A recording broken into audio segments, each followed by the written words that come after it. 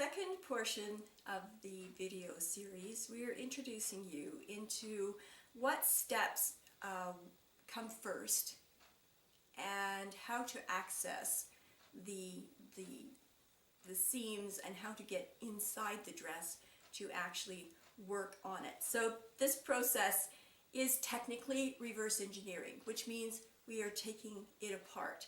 But you have to decide and assess how much are you going to take apart, what do you need to take apart, and so forth.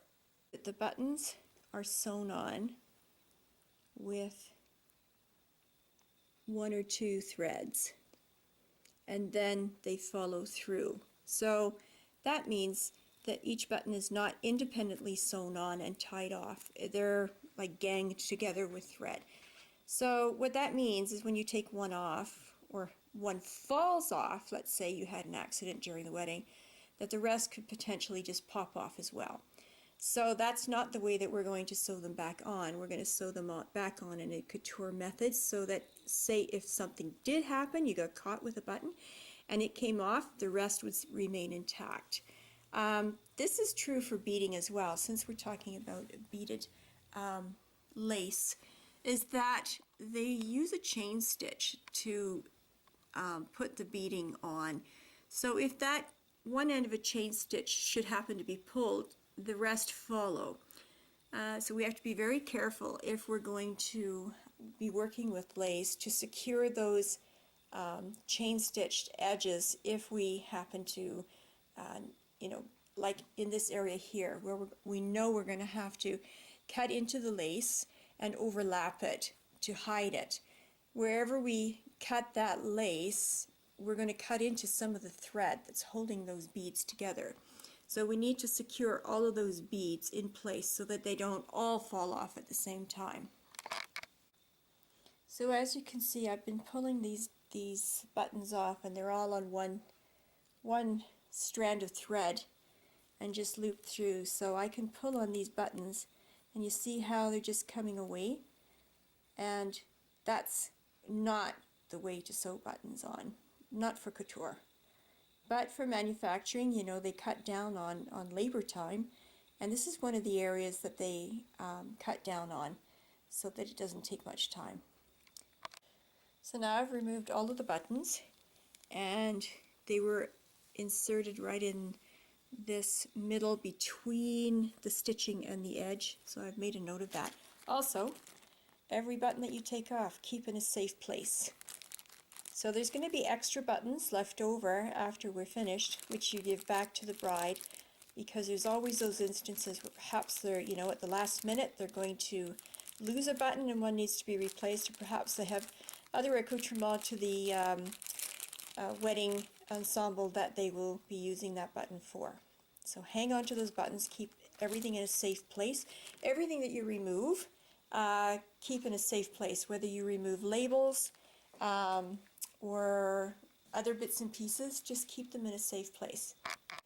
I've removed this label.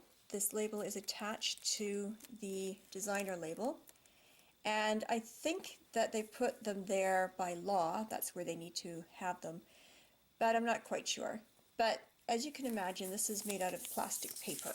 Very uncomfortable and rather itchy. But it also has important information on there. It has the cleaning information, so you want to hang on to that. So why I kept this is I'm going to insert it back into the dress in a different place where it's not uncomfortable.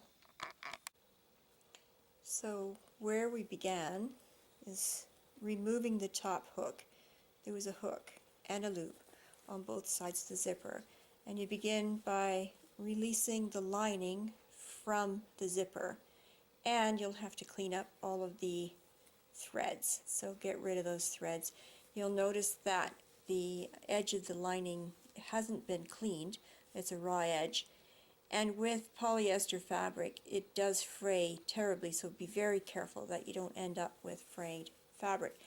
What they have done, and I'm impressed, is on the inside they have cleaned the edges, not quite to the end where we would have done it, but it is cleaned, so kudos to who made the gown. And as I look here, I even see that at the end of the dart, they didn't actually tie it off, but they left an end so that it wouldn't undo. So tying it off by hand is an extra step that they can't afford to pay for anyone doing it during manufacturing. So if you run this through the machine a few stitches further, it does twist the thread, and then they've left a tail. So in couture, we would tie that edge off for certain. And if we look inside here, you can see the seam. This is the waist seam. All the seam allowances are going down, and they've cleaned it all together. So they've serged all of these edges together, which means we have to unpick the serging as well, and then unpick the waist seam. Now also, it's not marked yet on these fabrics, but it is marked. Where is it there? This is the amount that I need to take in from the waist and run it out to the side seam. So what I have to do is mark each layer independently, and I'm going to do that with tailor's tacks. So first you pin it through all of those layers, and then you tailor's tack each layer independently, because they all need to be worked independently. Now here, the skirt, you can see, has the 2 layers of the inner dress and the lace and the tulle. So I just wanted you to see what it looks like inside, and I'm going to proceed to undo the zipper. Not all the way, but you need to undo the lining far enough so that you have good access to what you're working on. Now here you can kind of see that these are all pieces of lace. Sorry, let's get this out here. There. This is overlaid, and this little piece was sewn on and all the way around to the waist, or to the side seam, which is here. This is where the side seam is. You can see that stitching underneath. So all of this is going to be lifted off, and I'm doing this with a magnifying glass because I wonder if you can see the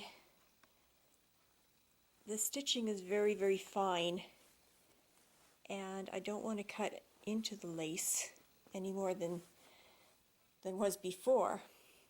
So now this piece here is also an additional piece that was added afterwards, and I have a piece here that you can see that was taken off from around the zipper. So just keep track of everything that you take off. So you're deconstructing, but keep track of where everything went, so that when you go to put it back together in any alteration, that you know exactly where it goes back together. Of course, this isn't going to fit exactly the same way, because we need to lift the skirt into the waist seam, and I think probably what we're going to do here is, because we have to take in 2.5 centimeters in the center back, and that runs out to the side seam. If we just take it from the skirt, because it spreads, it'll be longer, the seam will be longer, it won't meet anymore. So I'm going to take a little bit away from the bodice and a little bit more away from the skirt. So it will be a curved seam, which will fit much better into the back of the waist. Now here you see that I've removed all of the stitched down lace, and that all went over top of the skirt to make it look as though it was all one piece. So here, we roll that back. I'm going to roll that back about that much, and you can see here that they've had to cut into the netting and adapt the patterning or the scalloping to make it look as though it was all woven that way, and we're going to be replacing that same method using hand stitches. This has all been machine stitched as it happens. Here you can kind of see from the inside all of this stitching. That's to keep the lace with the underlay or the backing, and that has all been done by machine, but we would do it by hand. So what we're looking at here is the back neckline, the opening in the back, and this is across the shoulder blade. You can see here is the armhole in the loop, and this goes down into the center back. Now across the back, just about where the shoulder blades are, it needs some shaping, and we have to take in about not quite 2.5 centimeters, but it's more than 2 centimeters, like a dart, but we can't put the dart in the lace. So I'm just going to take this pin out to show you. This is where the shaping will end. Now if you can see, here is the scalloping of the lace. So what we're going to do is we're going to release the lace from itself. This is all one piece here, but we're going to cut it. We're going to overlap what we take in. Now the in-between layers, well, here's the lining, you can kind of see. There's the end point, there's the center line, and this is the amount of the dart that we're going to put in. And we're going to shape this dart so it's round, so it goes over the back, so there's no appearance of a dart. And the layers in between, we're going to have to separate. There's 2 layers here. There's a backing, and then there's the underlay. We're going to separate that from the lace, and you can see here there's all this machine stitching that's holding it together. We're going to unpick that. We're going to sew the fabric dart this way and this way, and then we're going to overlay the lace to make it fit.